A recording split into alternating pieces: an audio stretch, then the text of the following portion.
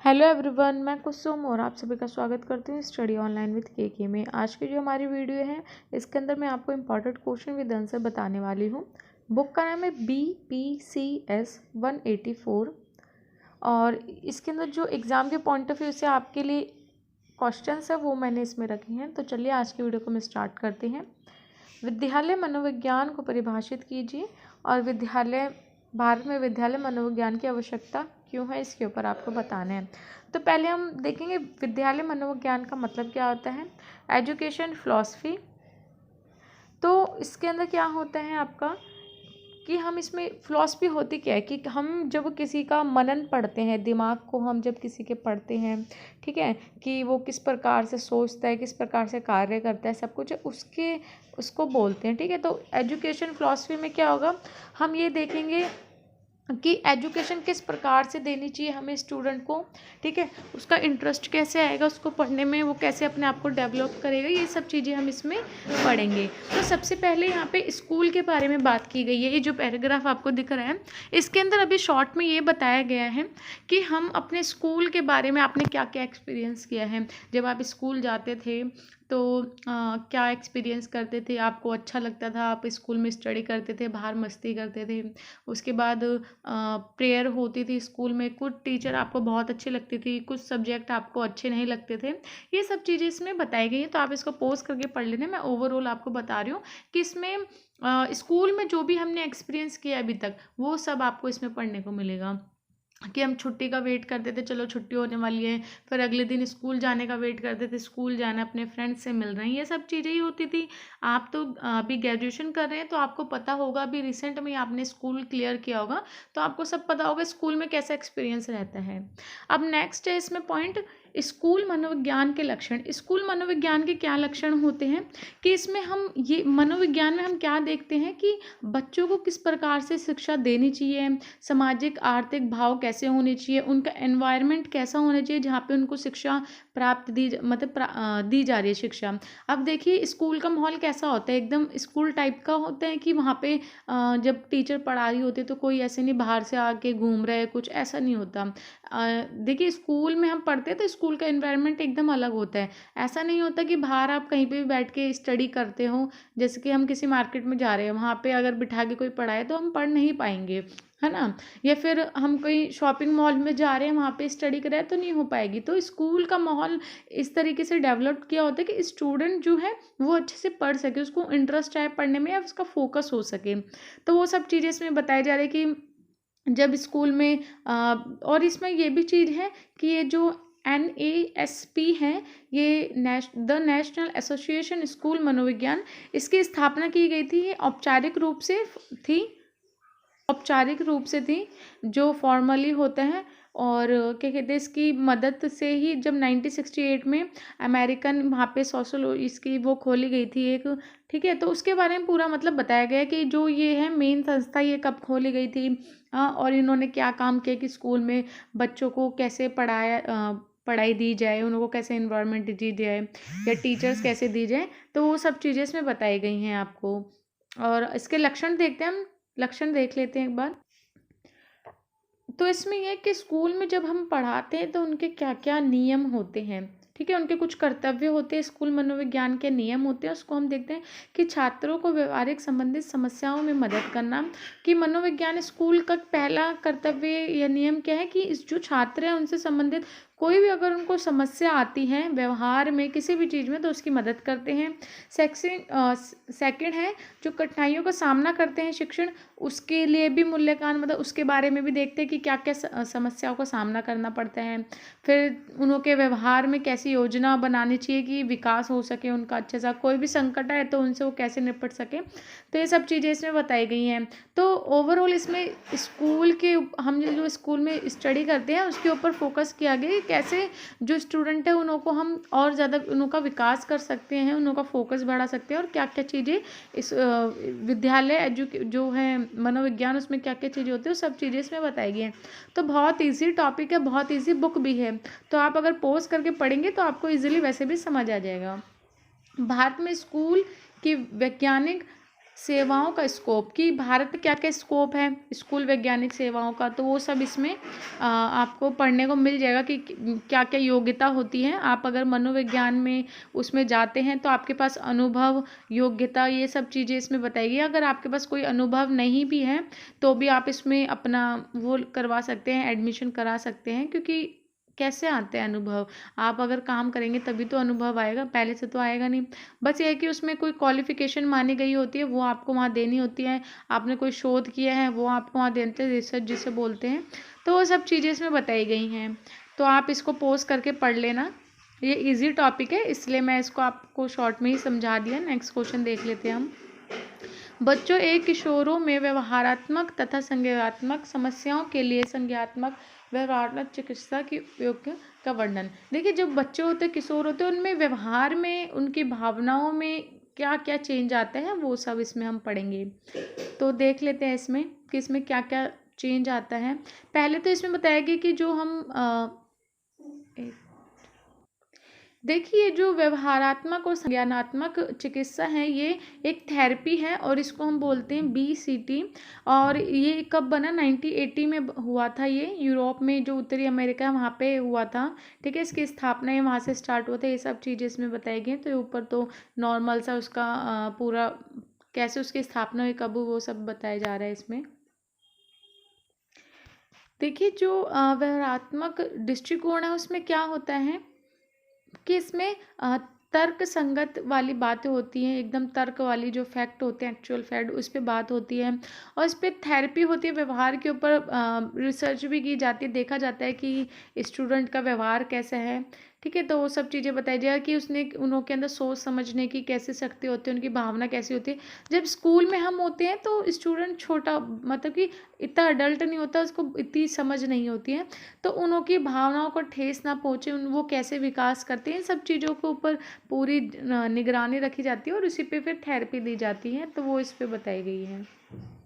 और देखिए, अगर ये थेरेपी जो देते हैं CBT की जो थेरेपी देते हैं वयस्कों के ऊपर, जो एडल्ट होते हैं स्टूडेंट, तो उन्हों के ऊपर थेरेपी देने से क्या ये प्रभावकारी सिद्ध हुई है। क्योंकि देखिए, कभी कभी क्या होता है, स्कूल में ऐसे भी स्टूडेंट होते हैं जो कम बोलते हैं, कम पढ़ते हैं, या फिर थोड़े कमज़ोर होते हैं उनके, तो उनको जब ये सब थेरेपी दी जाती है तो उनमें प्रभाव देखने को मिलते हैं, अच्छे पॉजिटिव जो रिजल्ट है वो देखने को मिलते हैं। अब बच्चों और किशोरों के लिए CBT का अपनाना, कि जो बच्चे और जो किशोर एडल्ट हैं या टीन एजर्स हैं, उनके अंदर जो ये जो CBT है इसको अपनाने के ऊपर बात की गई है। तो वो देख लेते हैं हम इसमें। देखिए, जो थेरेपी की इसमें बात हो रही है CBT की, इसमें क्या है कि जो स्टूडेंट होते हैं, जो किशोर अवस्था में या फिर जो बच्चे हैं, उनके अकॉर्डिंग इसको बनाया गया है कि वयस्क को, उसको किशोर को देख के और बच्चों को देख के डिफरेंट बनाया गया है दोनों में। ठीक है, और बच्चों की भावना क्या होती है जब वो छोटे होते हैं, उनको कंफर्ट लगना चाहिए, कंफर्ट जोन में होनी चाहिए वो अपने, ऐसे नहीं कि उनको अजीब सा लगे, तो उनको कंफर्टेबल फील हो, उसके लिए उसी तरीके से इसको मॉडिफाई किया गया ताकि फिर उनका अनुभव देख सके, उनका इस पर क्या असर पड़ता है CBT का, तो वो देख सके सही ढंग से, तो उनको कंफर्ट फील हो एकदम, वो सब चीज़ें इसमें। बाकी आप इसको एक बार पॉज करके ही पढ़ लेना। और बाकी CBT के बारे में बस इसमें पूरा बताया गया कि कैसे इसमें बच्चों के जो रोगी होते हैं या फिर बच्चों को कोई रोग होता है उसको किस प्रकार से ठीक किया जाता है, समस्या का समाधान कैसे करा जाता है, बड़ी बड़ी समस्या होती है उसको किस प्रकार से समाधान किया जाए, ये सब चीज़ें इसमें बताई गई हैं। तो CBT से इस सब चीज़ों के बारे में पता चला है कि बच्चों में क्या प्रॉब्लम उनको फेस करनी पड़ती है, क्या उनको कठिनाइयाँ होती हैं और किन किन समस्या को सामना करना पड़ता है, वो कैसे उसको सॉल्व करें, ये सब चीज़ें इसमें रखी गई हैं। बच्चों और किशोरों के साथ CBT का अनुप्रयोग। देखिए, इसमें अनुप्रयोग में क्या है कि जो भी CBT है ये, इससे यह पता चला है या फिर इससे ये होता है कि बच्चे जब होते हैं तो बच्चों के अंदर मनोवैज्ञानिक चिंता बहुत होती है, मनोवैज्ञानिक रोग होते हैं, जिसके दिमाग से वो जो सोचते हैं वो रोग होते हैं उनके अंदर। जब हम छोटे होते हैं तो हम सोचते हैं ना कि हमें कोई प्यार नहीं करता, मैं अकेला हूँ, मेरे साथ कोई दोस्त नहीं है, ऐसे सोचते हैं।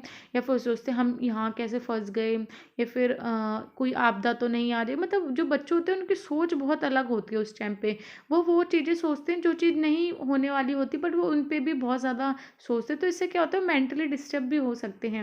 उनको क्रोध बहुत जल्दी आ जाता है स्कूल में, ठीक है। और जो निजी नियम होते हैं उसमें परिवर्तन देखा जा सकता है, बहुत सारे परिवर्तन उसमें। तो इसलिए इसको इसलिए बनाया गया कि बच्चों के जो मनोरोग होते हैं, दिमाग से संबंधित, मन से संबंधित रोग हैं जो वो इतना चिंतन करते हैं, उसको किस प्रकार से सही किया जाए, उसका कैसे विकास किया जाए और उनकी भावनाओं को ठेस ना पहुंचते हुए इन सब चीज़ों की समस्याओं को कैसे सुलझाया जाए, वो इस तरीके से सुलझाया जाता है सीबीटी के माध्यम से। तो वो सब है इसमें।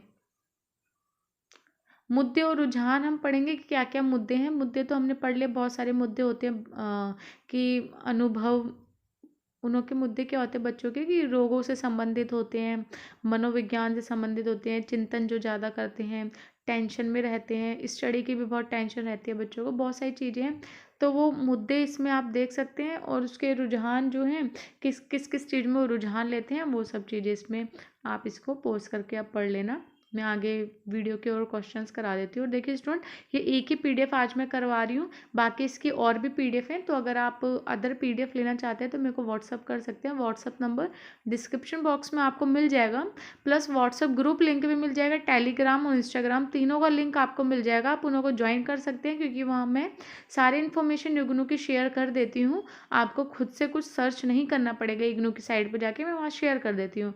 बाकी अगर आपको और किसी सब्जेक्ट के ऊपर वीडियो चाहिए तो मेरे को कमेंट कर देना या फिर व्हाट्सअप कर देना, ताकि फिर मैं उन पर वीडियो बना सकूँ। नेक्स्ट क्वेश्चन है, बच्चों और किशोरों के लिए चिकित्सा की व्याख्या करें। किरणा, जो किरणा चिकित्सा होता है वो क्या होता है, उसके बारे में हम इसमें पढ़ते हैं।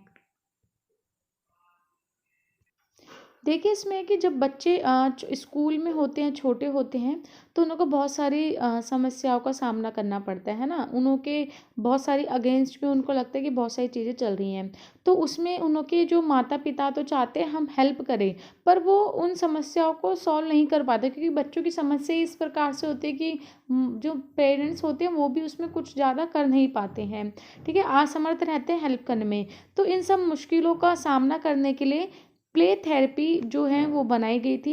इसमें बच्चों की मदद की जाती थी। 12 साल की उम्र के कम बच्चे हैं वो इसमें अपना इलाज करा सकते थे। 30 से 45 मिनट की ये थेरेपी चलती थी। इसके अंदर बच्चों की जो भी प्रॉब्लम्स होती थी वो देखी जाती थी, और वो सॉल्व भी हो जाती थी हद तक, बहुत हद तक वो प्रॉब्लम जो है सॉल्व हो जाती है। प्रॉब्लम आती क्या है बच्चों में, जो वो सोचते हैं, उनको जो जो प्रॉब्लम फेस करनी पड़ती है वो सारी इसमें इंक्लूड थी।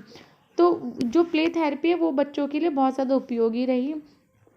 और इस दौरान क्या हुआ कि उनको आरामदायक सुरक्षित वातावरण भी मिला बच्चों को, ठीक है, और अच्छा अनुभव भी हुआ। वो खेलने की मतलब खेल सकते थे, एक सीमाओं तक वो अपने साथ खेलने की अनुमति होती थी कि आप खेल सकते हैं। प्ले थेरेपी में क्या होता है कि बच्चों को खेलने के लिए बोल दिया जाए। अब देखिए अगर आप अभी किसी टेंशन में कुछ है, बट अगर आप अभी खेलने चल जाएं या फिर कुछ काम करने लग जाएं, अगर आप बिजी हो जाएं तो आपकी वो टेंशन खत्म हो जाएगी। आप जो भी चीज़ सोच रहे हैं वो आपके दिमाग से निकल जाएगी। तो प्ले थेरेपी बहुत अच्छी होती है। अगर आप कोई टेंशन ले रहे, कुछ दिक्कत है, तो आप खेलने लग जाइए, कुछ खेल लिए जाके बच्चों के साथ खेलो या कुछ, तो आपको टेंशन नहीं होगी, वो चीज़ आप भूल ही जाएंगे, दिमाग से स्किप हो जाएगी पूरी तरीके से। तो वही सब चीज़ें इसमें बताई गई हैं कि इस प्रकार से ये होती हैं। बच्चों को बहुत आरामदायक लगती है, बहुत अच्छा लगता है खिलौनों से खेलना। बच्चों के साथ, बच्चों के पास खिलौने रख दो, गेम रख दो, उसमें वो खेलते हैं, बिजी हो जाते हैं, और उनकी जो भी टेंशन है, जो भी वो सोचते हैं, वो सब चीज़ें दूर हो जाती है। और बातचीत के माध्यम से वो अपनी बातों को एक्सप्रेस भी कर देते हैं कि हाँ मेरे को ये दिक्कत है, तो उसका फिर हल ढूंढा जाता है। तो ये थेरेपी की इसमें बात कीजिए।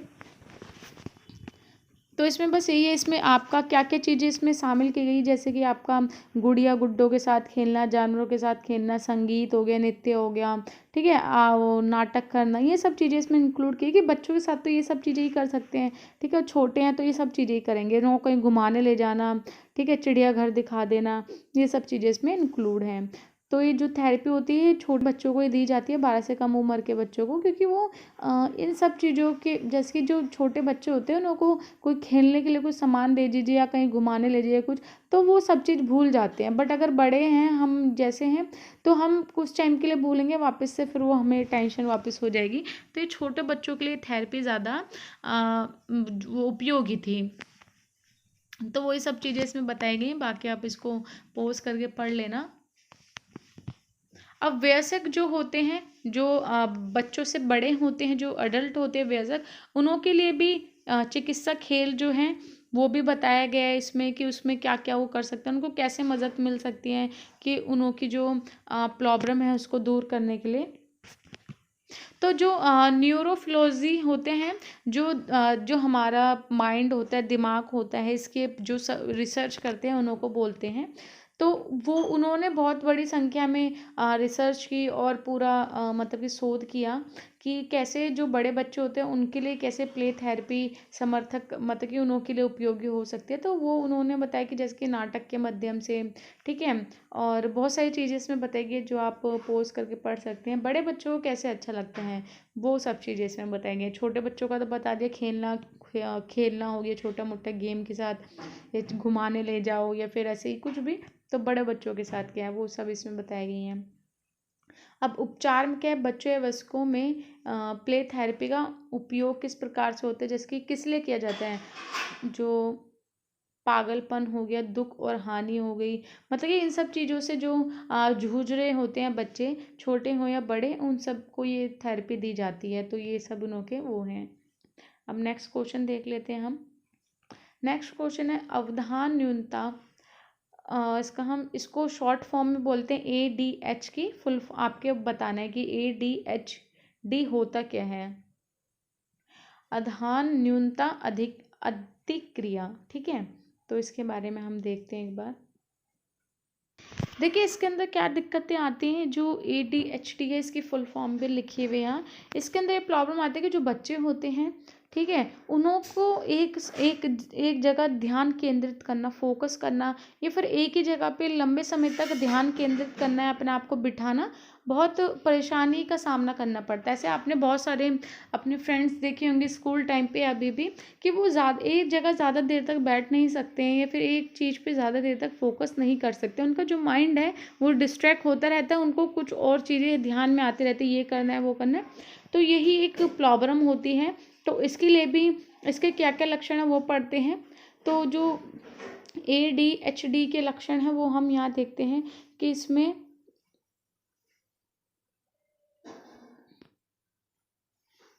ध्यान जो केंद्रित करना है वो कर नहीं सकते, उसमें परेशानियाँ आती हैं। कार्यों को पूरा करने के बारे में भूल जाते हैं, जो भी आप कार्य करते हैं वो भूल जाते हैं कि हमें क्या कार्य करना है। आसानी से विचलित हो जाते हैं कि आपको कोई भी इजीली डिस्ट्रैक्ट कर सकता है। बैठने में कठिनाइयाँ होती है कि लंबे समय तक आप एक जगह पे नहीं बैठ सकते हैं, आपको अनकंफर्टेबल फील होने लग जाएगा। बात करते समय लोगों को बाधित करना, ठीक है, जब कोई बात करते हैं तो लोगों को इंटरप्ट करते हैं, बीच में बाधित करते हैं। तो ये भी एक प्रॉब्लम होती है, ठीक है, एक डिजीज़ के रूप में इसको मान सकते हैं हम। तो ये सब लक्षण आम तौर पे तो सब में ही देखे जाते हैं, ऐसी प्रॉब्लम सबको फेस करनी पड़ती है। तो इसको कैसे हम ठीक कर सकते हैं, ठीक है, तो उसके बारे में अब नीचे बताया गया। तो लक्षण हो गए हैं। तो ये वयस्क में बताया गया है पहले तो कि ऐसे 60% से अधिक बच्चे हैं जिस पे ये हमने शोध किया है, ये शोध हुआ है कि उन्हों के अंदर ये दिक्कतें हैं जो कि कम हो जाती हैं टाइम से। इसको एक बार देख, तो ये 60% लोगों के अंदर क्या होती है, ये प्रॉब्लम जो है कम हो जाती है टाइम के अनुसार। जिसके जब छोटे बच्चे होते हैं तो ये प्रॉब्लम उनको ज़्यादा देखने को मिलती है। जब जैसे जैसे वो वयस्क होते हैं, बड़े होते हैं, तो उनके अंदर रिस्पॉन्सिबिलिटी बढ़ जाती है, तो ये जो दिक्कतें हैं वो कम हो जाती है, थोड़े समझदार हो जाते हैं वो। और जब वो ADHD की जब वो लेते हैं जीवन में, जब वो अपने अप्लाई करते हैं ये सब चीज़ें, तो ये सब जो बीमारियां हैं, ये भूलने की बीमारी या फिर इंटरप्ट करने की, ये सब जो भी हैं, ये समस्या जो पैदा होती हैं वो ठीक हो जाती हैं टाइम के अकॉर्डिंग। बट जो भूलने की बीमारियां हैं वो टाइम के अकॉर्डिंग बढ़ भी जाती हैं। आप देखते हो ना, बड़े जो थोड़े उम्र में ज़्यादा होते हैं उनके अंदर ये प्रॉब्लम ज़्यादा होती है कि वो सामान रख के भूल जाते हैं, कोई काम करना होता है वो भूल जाते हैं। तो ये भी एक बीमारी होती है जो टाइम के अकॉर्डिंग बढ़ भी जाती है और कम भी हो सकती है। नेक्स्ट क्वेश्चन देखते हैं। नैतिक विकास पर कॉलबर्ग के विचार को स्पष्ट कीजिए। जो कॉलबर्ग थे उनके विचार बताने कि नैतिक विकास क्या होता है। तो उन्होंने क्या विचार दिए अपने, उन्होंने यहाँ पे 3 अपने नियम बताए हैं, 3 चीज़ों में डिफाइंड किया है, 3 स्तरों पे। पहले तो पारंपरिक जो है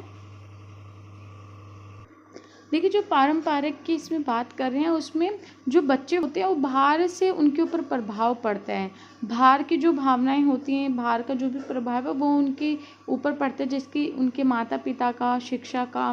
ठीक है, आपको पता है जब छोटे बच्चे होते हैं तो वो बहुत सारी चीज़ें जल्दी कैच करते हैं, क्योंकि वो बाहर की जो भी चीज़ें होती हैं उनका उस पर बहुत ज़्यादा प्रभाव पड़ता है।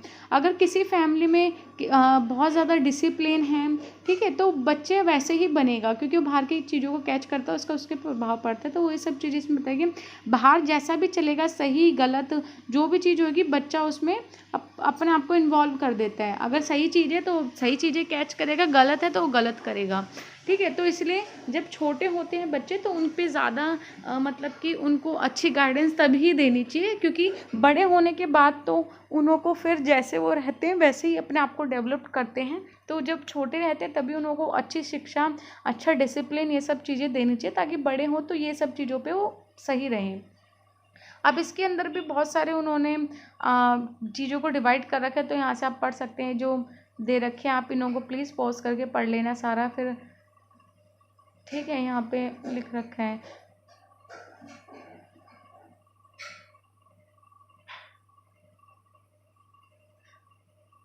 हम बोलते हैं ना गुड बॉय, अच्छी चीज़ें जब कुछ करते हैं हम बोलते हैं वहाँ पे गुड बॉय, अच्छी आप है, तो बच्चे उससे प्रभावित होते हैं और खुश भी होते हैं। तो ये जो 3 चरण है आप इन तीनों को यहाँ पे पढ़ लेना, उसके अंदर जो सब पॉइंट है आप इन्हों को भी पढ़ सकते हैं। विधि का उल्लंघन करने वाले किशोरों पर चर्चा कीजिए। जो भी विधि होती हैं या जो भी नियम कानून होते हैं तो उसका जो उल्लंघन करते हैं टीनेजर्स के स्टूडेंट, टीनेजर्स, तो उसके बारे में यहाँ बताना है आपको। देखिए जब छोटा बच्चा होता है बहुत मासूम होता है, बहुत पवित्र होता है, एकदम इनोसेंट जिसे हम बोलते हैं, परंतु वो चेंज कब होता है, उसके पालन पोषण के अकॉर्डिंग वो चेंज होता है। उसके जीवन पे सबसे ज़्यादा प्रभाव कब पड़ता है, उसके पालन पोषण पे। आप जैसे हम बच्चों को रखेंगे, जैसे उनको शिक्षा देंगे, जिस तरीके से रखेंगे तो वो उसी के अकॉर्डिंग चेंज होगा, पूरी जीवन वो उसी पे ही डिपेंड होगा। जो उसके बचपन में उसको इन्वायरमेंट दिया जाएगा तो पूरी लाइफ वो वैसा ही रहेगा। ठीक है, तो क्या होता है जब बच्चे शारीरिक रूप से, मनोवैज्ञानिक और नैतिक रूप से जब विकास करते हैं अपना, उनका इम्प्रूवमेंट होता है, तो वो क्या कहते हैं बहुत सारी चीज़ों में कमियां निकालने लग जाते हैं, उनको बहुत सारी चीज़ें बेकार लगने लग जाती हैं। ठीक है, तो उस तरीके से वो अपनी सोच को चेंज कर लेते हैं। जब देखिए जब हम किशोर अवस्था में होते हैं तो जो नियम बने होते हैं उसका उल्लंघन ज़्यादा करते हैं। ऐसा क्यों होता है, क्योंकि उनके अंदर चेंजेस आते हैं।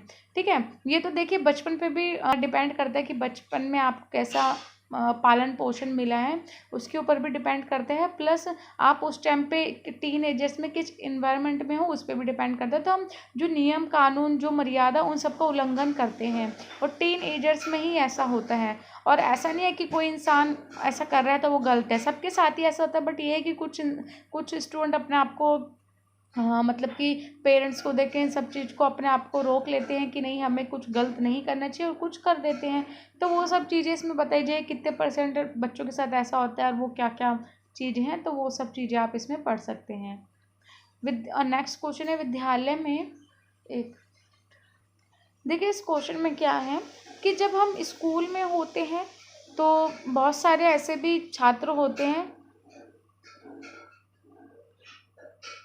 कि बहुत सारी ऐसी चीज़ें होती हैं कि हम छात्रों की ज़रूरतों को पूरा करने में मदद करते हैं। ठीक है, तो ऐसे काउंसलिंग होती है। काउंसलिंग आपको पता होगा स्कूल में काउंसलिंग होती है, आते हैं बाहर से लोग, ठीक है, बच्चों की काउंसलिंग लेते हैं, आपको क्या बनना है क्या नहीं बनना, ये भी होता है। और ये भी होता है आपको किस प्रॉब्लम फेस करनी पड़ रही है, या वो सब चीज़ें इसमें पूछी जाती हैं। तो वही इसमें पूरा बताया गया है, तो आप इसको पोस्ट करके पढ़ सकते हो। उनकी परेशानियाँ होगी, सब चीज़ों की बात की जाती है इसमें के अंदर।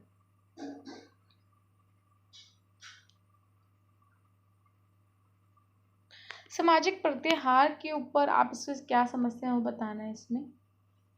इसके अंदर सामाजिक रूप से जो भी हम चीज़ों को फेस करते हैं वो सब चीज़ें इसमें बताई गई हैं, तो आप इसको एक बार पॉज करके पढ़ लेना। ये बहुत है ना इजी है। अब आपका ये जो पूरा ये शिक्षा, मनोवैज्ञानिक, बच्चों के ऊपर ही पूरी आपकी बुक है। तो आप इसमें देखेंगे कि सेम जो क्वेश्चन तो डिफरेंट है बट उनके आंसर कई बहुत सी जगहों पे आपको सेम पढ़ने को मिलेंगे, कुछ चीज़ें सेम होगी। तो इसलिए आप इनों के आंसर अच्छे से पढ़ना, जब एग्ज़ाम में लिखो तो अच्छे से उसको डिफाइंड करना, मिक्स मत करना सारे, क्योंकि इसमें बहुत ज़्यादा चांसेस ऐसे हैं कि आप इनों के क्वेश्चन को आंसर्स को मिक्स कर सकते हो, क्योंकि एक ही चीज़ में जब बात होती है ज़्यादा बस घुमा घुमा के होती है तो आंसर सेम सेम ही बनते हैं उसके। तो इसलिए आप ये जो अब आगे जितने भी क्वेश्चन आ रहे हैं आप इनको एक बार पॉज करके पढ़ लेना।